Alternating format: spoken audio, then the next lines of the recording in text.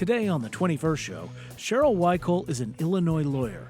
Her practice focuses on progressive causes, and she charges clients on a pay-what-you-can basis. Weikal is also trans. She grew up in a conservative family, and her parents spent years trying to cure her. She chronicles that journey in her memoir, Was An Abomination.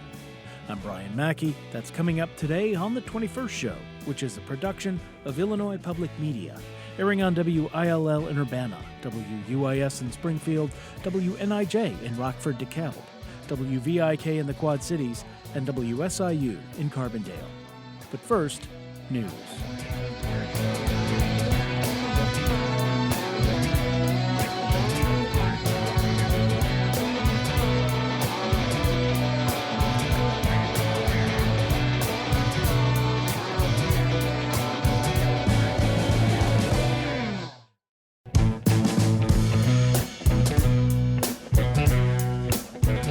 From Illinois Public Media, this is the 21st show. I'm Brian Mackey. And my guest today is the attorney Sheryl Weikal. Based in McHenry in the Collar counties, her practice has a progressive bent: civil rights, landlord-tenant disputes, and defending against eviction and foreclosure. It's been a long journey. Sheryl was raised in a deeply conservative family, and for many years she and her sisters were homeschooled. At 8 years old, she'd never heard the word transgender, but she understood there was a disconnect between what she saw in the mirror and who she was inside. Weikal tried to come out to her family, but over the years her parents reacted negatively, and at times violently. All this and more is the subject of Sheryl Weikal's memoir, Was An Abomination, a story of trans survival in conservative America. It's out now. I originally spoke with Weikal back in May 2025, just before it came out. Because our book is on tape today, we cannot take your calls, but you can always share your thoughts with us. Our email address is talk@21stshow.org.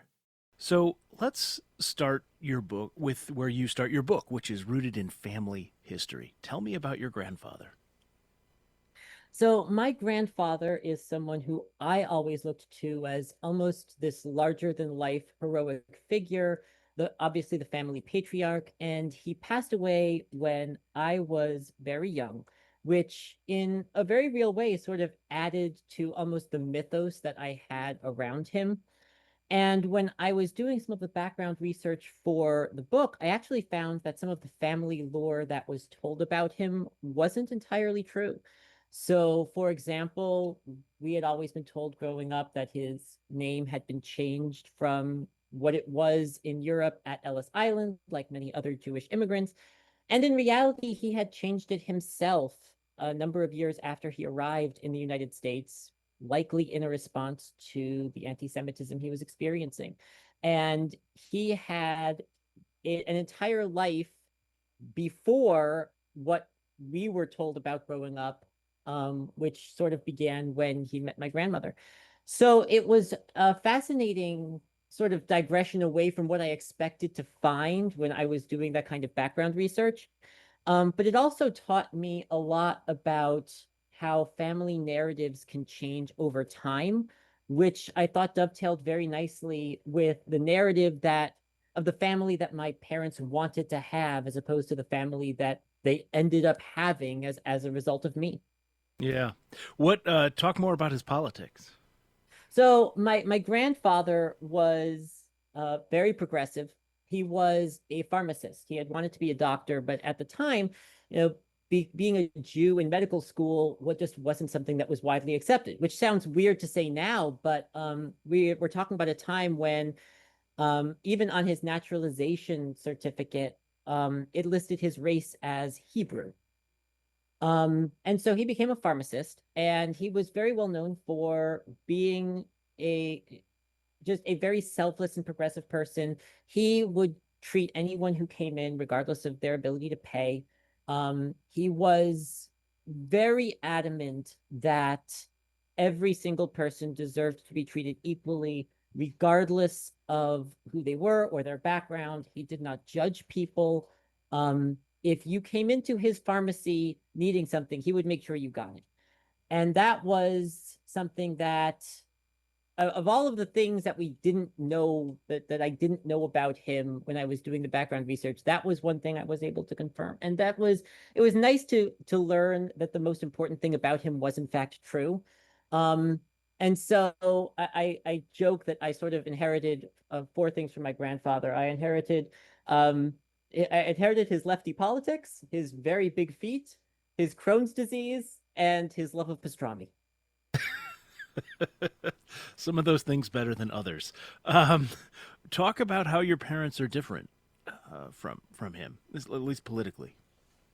So my parents were very politically conservative. And I say were even though they are still alive because I have not spoken to them in about 15 years. But my father was the kind of person who listened to Rush Limbaugh the entire show every day.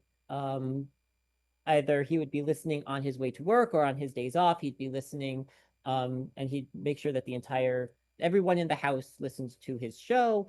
My mother was a very big fan of Dr. Laura Schlesinger, who was a essentially a family advice columnist on the radio with a very conservative bent, who believed that being gay or queer is a choice and that you can simply choose not to do it.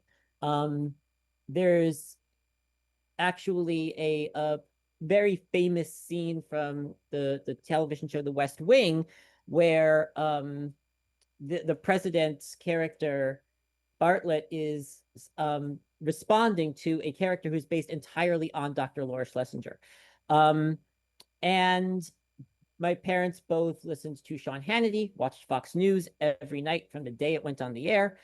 And that was their entire worldview. So they, from as long as I can remember, they were extremely conservative. And they only became more so as I got older, to the point that by the time I was in college, my mother was absolutely convinced that former President Obama was a Muslim sleeper agent sent by Kenyan communists. Well, Um, yeah. Well, I was going to that say was before we get to that time, talk about what that conservatism meant for you in terms of your education. Well, what it meant was that my mother pulled me out of public school after kindergarten because my parents were fervently of the belief that if I stayed in public school, I would be exposed to what they considered to be a liberal mindset that they found extremely problematic because they ascribed to this extremely conservative worldview. And it started when I was in kindergarten and my best friend was our neighbor who was Black. And my mother was simply not okay with this. And that led to her moving us to the whitest neighborhood she could find. Um, and from there, it was years of homeschooling with, despite our family being Jewish, an increasingly evangelical conservative curriculum. And my mother was terrified that any of her kids would turn out to be gay because she considered that to be a personal failure on her part. And And this is was something that something, specifically is about this idea of being gay. It's not something that came up in response to anything from you, at least at first. This is just something that she independently came to on her own as a fear. yes, it was. Yeah. And I think part of the issue was this is a time when influences like Limbaugh and like Schlesinger are telling parents that being gay is a choice and that homeschooling is a way you can keep that choice from being imparted onto children. It is easy to forget that the idea of trans people influencing trans kids or influencing kids to be trans. It's a myth, but it's not a new myth. It is the same propaganda that's just been repackaged for a new generation. And when I was growing up, it was the same thing just about being gay. And that was what my parents were hearing. And so I didn't know what being gay was. I didn't even know, I'd never met a trans person. I just knew from a very early age that I was supposed to be a girl. And I remember the first time I'd ever heard what being gay was when my mother was talking to me about how terrible Richard Simmons was. And I didn't understand. And I wrote about this in my book. I didn't understand what she was talking about. And the idea of being trans wasn't something that ever occurred to me. I recall reading every volume of my father's Grolier Encyclopedia, all 23 volumes, when I was first learning how to read, because I was just trying to find an entry in there that explained what had happened, that because I was supposed to be a girl. Um, and it seems to me at the time that all of human knowledge was in this 23 volume encyclopedia. And so this is not something where, I had ever shown signs of being, they were doing this in response to signs that I had shown, because they pulled me out of school before I did any of these things. And that's one of the reasons why I wrote the book, because this is something where they insulated me as much as they possibly could, with the idea that they could completely control how I would turn out. And the reality that I was a trans kid who came out to them at 8, despite all of the insulation, was, I think, something that they were completely unprepared for. We're speaking with Sheryl Weikal, who's the author of I Was An Abomination, a story of trans survival in conservative America. The medical term people use is dysphoria, right? Which is the idea that sort of one's self-perception doesn't necessarily match what you actually talk about looking in the mirror and how that experience was off for you. Can you expound on that? Certainly. And I want to be careful, because for every trans person, dysphoria is going to take a different form. And so if you talk to 100 different trans people, you will get 100 different descriptions of dysphoria. And there is no one way that is more or less valid than any other. But for me, one of the ways that I experienced it was I did not recognize my own reflection in the mirror. For as long as I could remember, when I was growing up, I had to force myself to recognize that the person in the mirror was supposed to be me, because my internal idea of what I looked like was so very different than that. And the older I got, the more of, for obvious reasons, the more different the reflection got from my own self-image, to the and it really, you really do end up in this place where you're wondering if the entire world is crazy or if it's just you, because you have this very well-formed idea of what you're supposed to look like and who you are. And it was for me one of the hardest parts about this, because it's a little bit like looking in the mirror and something completely foreign is looking back at you. Like, the way I explain it is, if you woke up tomorrow morning and you look in the mirror and someone else's body is looking back at you, there would be this feeling of disconnection. And that's very much what it was for me, because for as long as I could remember, I've had this idea, um, of of who and what I am. And so the dysphoria for me was largely based around the reality that, as I tried explaining to my mother when I came out to her at 8, there's been this mistake. Can you fix this, please? Because this is not what I'm supposed to look like. This is not who I'm supposed to be. And it never occurred to me that this was anything abnormal, or that this was something that I wasn't supposed to happen from any kind of moral perspective. This was just who I am. This was just the way it had been. And finally, I was like, no, this is not okay. There has to be some way to fix this. And that is what prompted me to come out to my mother when I was 8. I understand, or you write in the memoir, I should say, that Star Trek actually has a role to play in your understanding of yourself. Lieutenant Tasha Yar. I myself feel like I was influenced by Star Trek as a young person, but maybe not quite to the same degree you were. I absolutely adore Star Trek. I always have. But it's interesting because I remember this vividly to this day. Um, the first episode of Star Trek I ever saw was something called an episode called The Arsenal of Freedom. It's a first season episode. It's not even a particularly good one looking back, but I was completely enraptured by it. I was 6 or 7 years old. I'm watching it in my parents' bedroom, and Tasha Yar is on screen, and it's like I have this epiphany. And because up until this point, I've been trying to figure out, okay, I'm not supposed to be what's looking back at me in the mirror. I'm supposed to be something else, but what is the something else?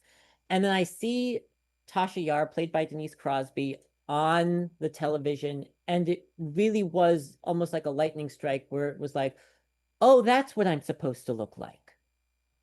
And it was like all of the little pieces fell into place at that point where it wasn't so much I decided that I want to look like her because that isn't what happened. It was more a recognition that she was sort of the track I was on, if that makes sense. Um, and so it was a recognition of, oh, I'm not like men, I'm like her. And that is the first time I remember in my life having an absolute certainty, oh, I'm just a girl. And I've never forgotten that experience. And to this day, it's weird because to this day, that episode holds a very special place for me because of that moment. And in a very real sense, that was the closest to, I guess you would call it gender euphoria that I had my entire childhood. Euphoria, the antonym of dysphoria. All right, we are going to pause there. More from my conversation with Illinois lawyer Sheryl Weikal when we return. Her book is I Was An Abomination, a story of trans survival in conservative America. This is the 21st Show. Stay with us.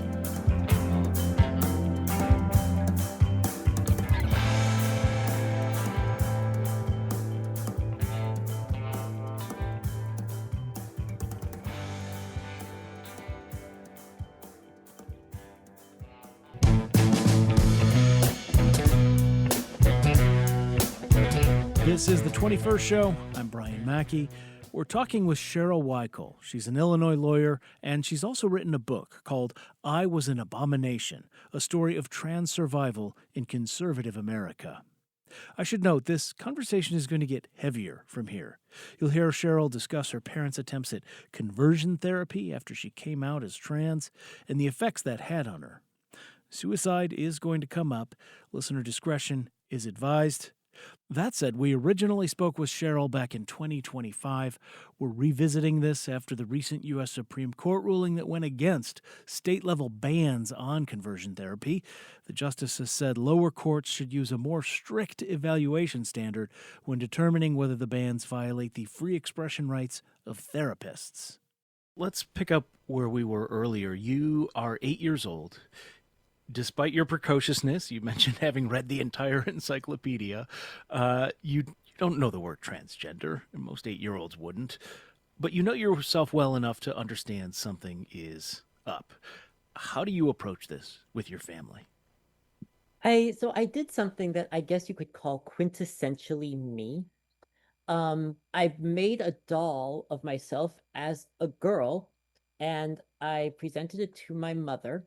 And this is at one of those, Build-A-Bear type stores where you can make a stuffed animal or a stuffed doll. Um, and I made a doll of myself as a girl, and I presented to my mother, and I explained, this is what I'm supposed to look like. Can you please fix this? Because in my 8-year-old mind, if my mother has a handy guide, she can then repair whatever the problem was. And a lot of kids at that age, and I was no exception, have this idea that your parents are omnipotent and can fix just about anything that goes wrong. And it went over with my parents like a lead balloon. I think it was, in a very real sense, my parents' worst nightmare. My My mother was very proud of having what she thought was an oldest son. My father thought that continuity of the family name was very important in a very old school patriarchal sense. Um, and I think the idea that the child they thought was their only son, because my two siblings were are both my sisters, um, turning out to be what they consider to be their worst nightmare, because my parents didn't see any real difference between being gay and being trans. I think that that was the realization of their worst fears. And in a very real sense, um, I suppose you could say the innocence of my childhood ended when I did that. Because from then on, it was a constant back and forth of my parents trying to undo that, and me it's not something that you can that can be undone, and it wasn't something that I would have wanted to undo even if I could. So that was really the inflection point of my childhood, when I gave my mother that doll, and my father insisting the entire drive home that there had to have been some mistake, that I didn't really mean it, and my mother freaking out, saying over and over again, your son made a doll of himself as a girl. To the extent you're comfortable sharing, you mentioned that they your parents spent your childhood trying to undo that. What form did that take? So my parents tried a number of different things. There was at first the idea that my transness was the result of a character flaw. Maybe I was lazy, maybe I was just not responsible and not accountable enough. So there was a lot of we lived on a small farm, and so my mother tried various forms of, you're just going to work until you are hardened enough that that you've been masculinized. Um, and it turns out that no matter how many horse stalls you muck, or chicken coops you clean out, or fields you lime and seed and plant, you're still going to be just as trans as you were before. My parents tried any number of lectures, the explanations of that it is an abomination, which is where the name of the book comes from. And then finally, when all else failed, my parents turned to some of the darker methods. Anything from there were multiple attempts to force me to stop being trans by holding a cloth over my face and pouring vinegar on it, and making sure the vinegar was soaked in the cloth was soaked in vinegar beforehand, basically waterboarding me with vinegar. The idea being that I would stop being trans to avoid having that done to me. And when that also did not sufficiently work, um, there my mother turned to some more so some more I would say sexually abusive things.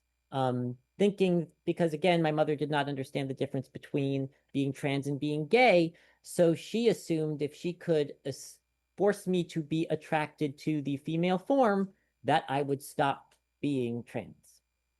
Hmm. Um, and the reality is that none of it ever worked, because you cannot detrans someone.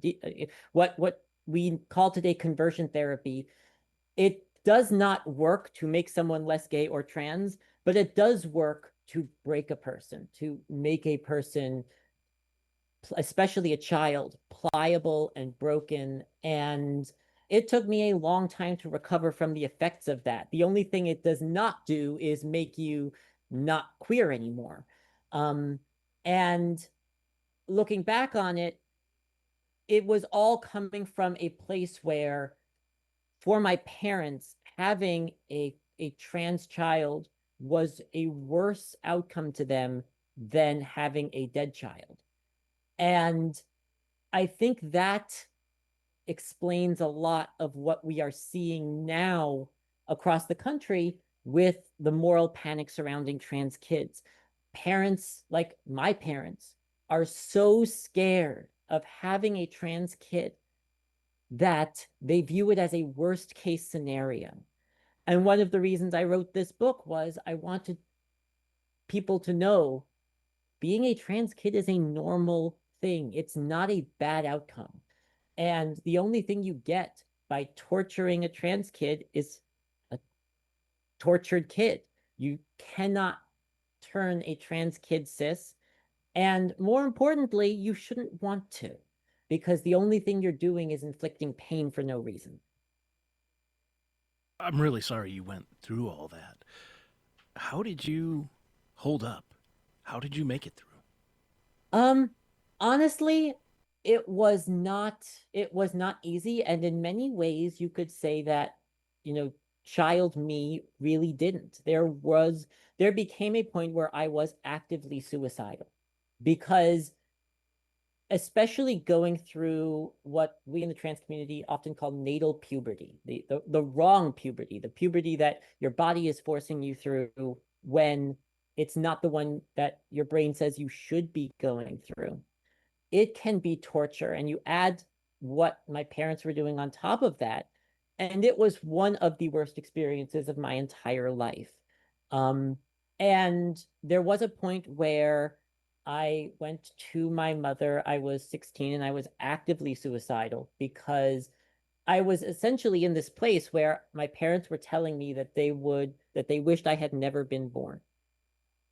And I went to my mother and I asked her for help because I was in a very dark place. And my mother's response was essentially to tell me that she hoped that I did kill myself because then she would be rid of me.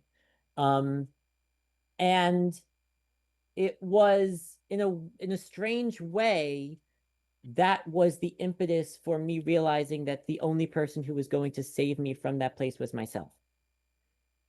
And it took fully a decade after that for me to escape from there, get on my own, and get to a place where I was able to actually start unpacking the damage from my childhood.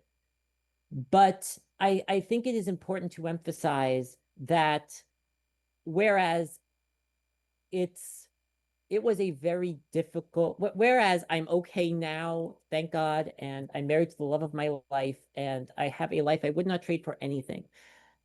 It the damage that it did was permanent. Um, and so I say that because I do not want to downplay what effects conversion therapy and similar programs and acts have on kids.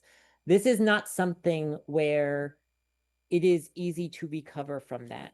And the overall impact of that, it's, I got very, very lucky because what I went through is something that a lot of trans kids don't survive. And it wasn't it's not because I'm special or I'm stronger than anyone else.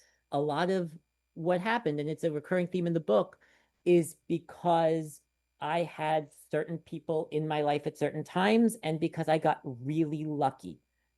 And I don't want anyone else to have to go through something like that. All right, at this point, I'm going to remind listeners that if you or someone you love is ever having thoughts of suicide, you can get help by calling the National Lifeline at 988. The number again, 988. If you're just joining us, this is the 21st show. We're listening back to my May 2025 conversation with Illinois lawyer Sheryl Weikal. Her book is I Was An Abomination, a story of trans survival in conservative America. So when do you finally get to be out as trans? So it's actually kind of funny because the impetus for that was a car accident. I tried coming out to a therapist. The therapist ended up passing away almost immediately thereafter, which I had taken as a sign from the universe that this is just not something that I am supposed to be. This is not something I'm supposed to be doing. So it's like And a then I Woody ended up Allen having a script car accident. before Woody Allen became problematic. But yes, you know where I'm going with that, I guess. Yeah, it's so I'm in this car accident, and there's a point during the car accident where it sounds like a cliche, but it really is true. You know, some people say your life flashes before your eyes, and what is flashing before my eyes is my funeral. And I think that the worst part of that was this recognition that I was going to die without anyone ever knowing who I really was. Um, and I got lucky. Again, it was a very bad car accident, and I walked away with only minor injuries. Um, but that was when I decided, no matter what the costs, I'm going to be myself because um I had sacrificed too much of that. And that through all, and I also needed to understand, despite everything I had been through, I was really lucky. You don't get into law school, become a lawyer, go through everything I did and get through it without a lot of blessings and a lot of good fortune. And I did not want to waste all of that um, living a lie, because that's what it would have been. Living the lie would have been wasting all of that. And so that was the impetus for me coming out. And within a year of that, I had socially transitioned, meaning coming out to the world. I had started hormones, and I was going through the process of legally changing my name and gender marker. How easy or difficult was that for you, I guess, in from a technical sense, from a legal sense, but also just sort of in a philosophical sense, in a human sense? It's the transitioning part it's difficult because of the gatekeeping involved, but in terms of the actual mechanism, it was the best decision I'd ever made. There's a feeling in a I compare it to um Judy Garland's Wizard of Oz, when you step out of a black and white world into a full color one. And that is very much what it felt like for me. Um, but what was difficult was not, at least for me, was not the transitioning part. It was the world reacting to my transitioning. Um, and a lot of people and institutions I expected were going to be okay with it were not. I had a lot of pushback, especially from the legal community, to the point where I ended up having to sue the the the Illinois agency that regulates attorneys, the Attorney Registration and Disciplinary Commission, after several years, because practicing while trans was not something they were prepared to allow. And In terms of the that name, in terms of changing your name on the roll of attorneys, right? it was everything from changing my name on the roll of attorneys to not even um to allowing judges to misgender and dead name me even after I'd legally changed my name, Hmm. to allowing attorneys to file motions to disqualify me on the grounds that me being the opposing side violated their rights. Um, and it became and at one point I even had a judge stop a mediation halfway through to demand to conduct a genital inspection on me. I had a judge hold me a judge rule sua sponte against my client on the grounds that me being in their courtroom constituted a fraud upon the court. And this is stuff that you don't expect to happen in a state like Illinois. But it did, and it kept happening. And at first, when I called the ARDC and I asked, and I said very naively, I'm trans, I'm transitioning. How do I do this within the rules? The response I got was, you don't.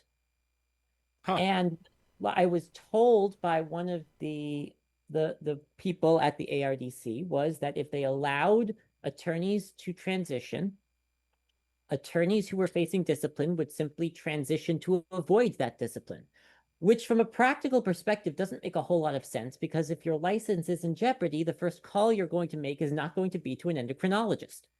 Hmm. Nobody goes through the trans experience to avoid having your license suspended. All right, we need to take another break. More with Illinois lawyer Sheryl Weikal when we return. This is The 21st Show.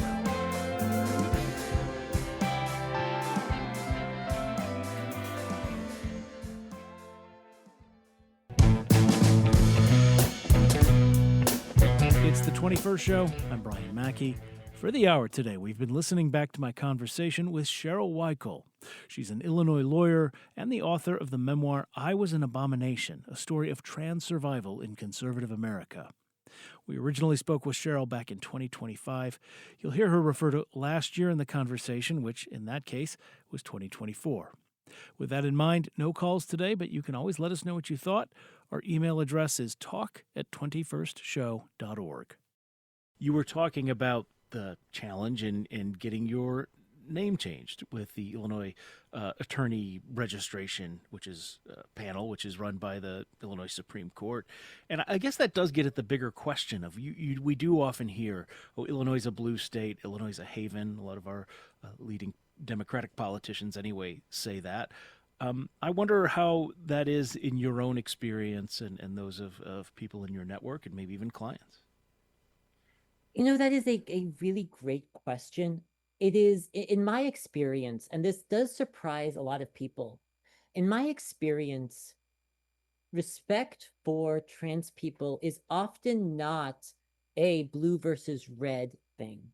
And I say that because for both my own experience, I have personally had fairly well-known state Democratic politicians and state Democratic judges openly misgender me, say they had a problem with me transitioning as an attorney,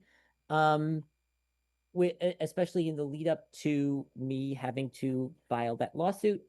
And then on the other hand, I have seen in a very strange way some of the most understanding and respectful judges have been downstate in what is considered a more conservative area, which is not to say that conservatives are less transphobic than liberals.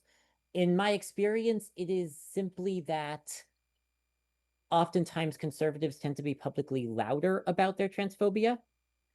But what I have seen is that there is, unfortunately, a tendency in institutions, regardless of what political party you are affiliated with, to be more small c conservative when it comes to accepting diversity. Even if you think you are open to accepting all kinds of people, sometimes that institutional inertia can be a hard thing to fight against. And oftentimes, the best example of what form that takes is when people are thinking that they know better than a marginalized group what that group needs. And I will give you an example of what I mean by this. It was not until January 1st of last year that the Illinois ARDC finally took dead names off of the public master roll on their website for trans attorneys. And this is something where you would expect a blue state like Illinois would be on the forefront of this. But this was last year. Another example, until I filed my lawsuit against the state, Rule 8.4J, which is the Illinois ethics rule that governs that bans discrimination by attorneys, until I filed my lawsuit, that required a finding by a judge that discrimination had taken place, and it did not include gender identity as a prohibited ground of discrimination. And what that essentially meant was that across the state, it was not considered misconduct for attorneys to not just dead name and misgender trans people, but to dehumanize us. I have to this day, I'm still dealing with cases like this, but it made it a routine practice for attorneys to argue that a trans person was an unfit parent on the grounds of their trans identity. It made it a routine practice for attorneys to file motions based on their opponent's gender identity. And I actually had an arbitration panel rule that I was not, in their eyes, capable of being an attorney because I am trans. Um, all of that because the rule did not prohibit gender identity discrimination. And what that leads to is an inherent inequality because it's easy to think, well, there's still the Illinois Human Rights Act. And that was not incorporated into the rules of professional conduct until after I filed my lawsuit. But the problem is lawyers are the people who enforce the laws that we pass. And where those laws essentially have a built-in permission for discrimination, you are always going to have an underclass for whoever is the permitted target of discrimination.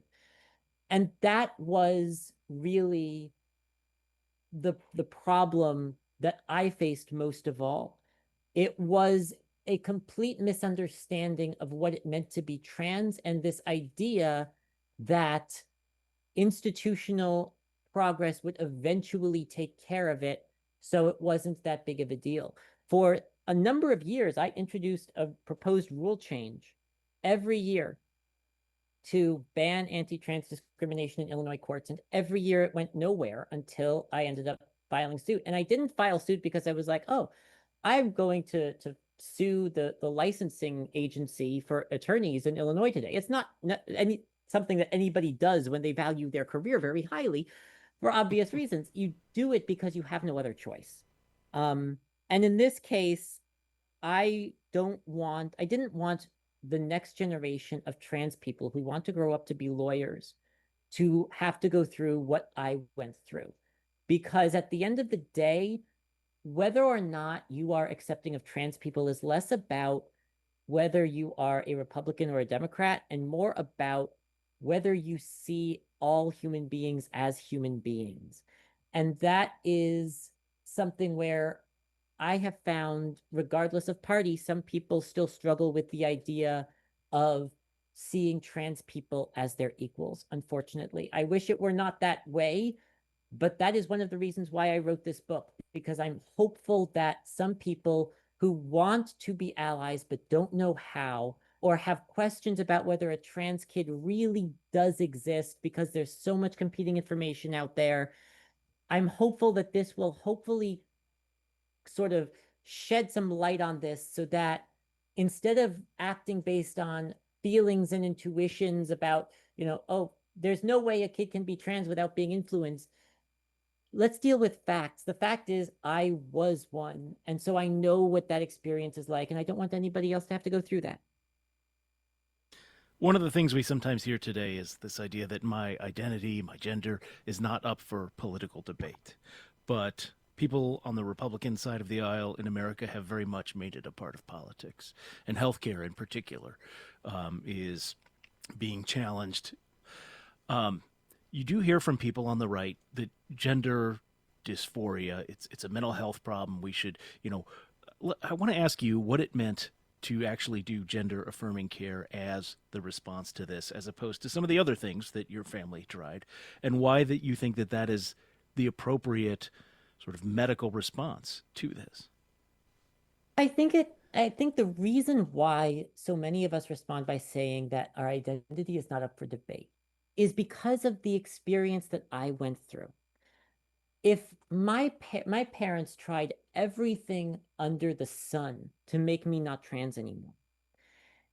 And honestly, if I could have turned it off so they would stop waterboarding me with vinegar, I would have. But that's just not a choice that I had. And so I feel like what we are essentially saying when we say gender affirming care is not the way to go, what you're really saying to people is hide who you are, no matter how much it harms you. for my comfort. And think about what that is saying. You cannot be in favor of bodily autonomy if you are willing to tell other people to live by the way you see fit. A lot of this goes back to this so-called pronoun debate. Well, it's my freedom to call you whatever you want. The problem is that's just a matter of basic respect. Nobody is forcing you to be a respectful human being, but you want to force us to live our lives in a way that harms us so that you are okay with putting us into boxes that may very well kill us. It very nearly did me. There is this idea that if suicidality is the result of it is a part of transness, then it's just a mental health problem. And I would argue that is not the case, because I would challenge any person, cis or trans, to live in a body that does not match what you see in your own self-image, to live according to a name that is not yours, and an image that is not yours, and a life that is not yours, and then live like that your entire life without having any problems associated with that. And it is like being gaslit by the entire world. I don't think that if that any cis person could put up with that. And so what trans people are asking for is just that same courtesy, that same respect, the ability to take care of ourselves. And it is very much a bodily autonomy issue, no different than reproductive freedom. And so in one sense, even if those of us who are trans, even if this was entirely a choice on our part, I would say that it is still something that should be respected, because it should not be up to the government to decide how we live our lives and how we present ourselves to the world. So there's so many different levels of this. There's the freedom of expression issue, which is that we want the freedom to be who we are. There's the healthcare aspect of this, which is, no, we're not crazy when we say this is who we are, because my experience, if nothing else, shows that there is a deep level of innateness to the trans experience for so many of us. And there's a part of bodily autonomy that, if we are going to allow for people to make the choices that are best for their own bodies, then that has to include allowing us to live our truths. And so the simple reality is, you have, as a society, two options for dealing with trans people. You can accept us, which means letting us exist, recognizing that there have always been people who exist outside the traditional gender binary and always will be. Or you can force us into a box for your own comfort, understanding that that many of us will not survive that box because we cannot live within it. That is essentially the question. And for people who say that that is hyperbole, it is not, because I know firsthand what being forced, literally forced into that box, does to a person, and it can destroy you. And if there is nothing else that people take away from this book, I want people to understand that the harm that forcing a person into a box to which they don't belong does is real and lasting. And I don't want anyone else to go through what I did. Well, Sheryl Weikal, I know you wrote in the introduction that you were ambivalent about even writing this book and telling these stories, but I'm glad you did, and I'm glad you shared them with us today. Thank you so much for being here. Thank you for having me. It really was an honor, and thank you for listening. Sheryl Weikal is an Illinois attorney. Her memoir is I Was An Abomination, a story of trans survival in conservative America. It's available now. I originally spoke with her back in May 2025. That's it for us today. Before we go, we'd love to hear your thoughts on today's show, as well as conversations we're planning for the future. One way to do that is by joining our listener texting group, which you can do by sending the word TALK to 217-803-0730. Again, text the word TALK, T-A-L-K, to 217-803-0730. The 21st Show is produced by Christine Hatfield and Jose Zepeda. Our digital producer is Colson Kahn. Technical direction and engineering comes from Steve Mark and Jason Croft. Reginald Hardwick is our news director. The 21st Show is a production of Illinois Public Media. I'm Brian Mackey. Thanks for listening.